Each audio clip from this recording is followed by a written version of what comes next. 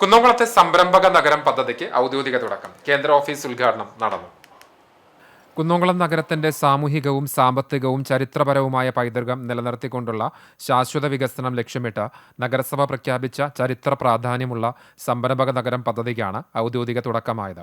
നഗരസഭയുടെ 2026-2027 ബജറ്റിലെ ഏറ്റവും ശ്രദ്ധേയമായ ഈ പദ്ധതിയുടെ കേന്ദ്ര ഓഫീസ് ഉദ്ഘാടനവും മുഖ്യ ഉപദേഷ്ടാക്കളായ കിലയുമായുള്ള ധാരണാപത്രം ഒപ്പുവയ്ക്കലും നടന്നു. MLA AC മൊയ്തീൻ ചടങ്ങിന്റെ ഔപചാരിക ഉദ്ഘാടനം നിർവഹിച്ചു.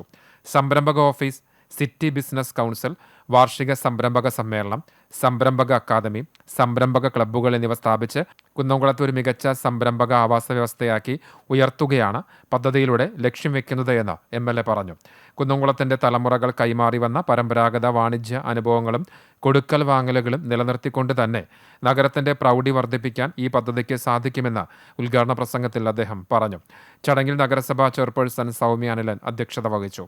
Urban chair professor Ajith Kaliyath സംരംഭക നഗര ആശയവും സാക്ഷാത്കാരവും എന്ന വിഷയത്തിൽ മുഖ്യപ്രഭാഷണം നടത്തി.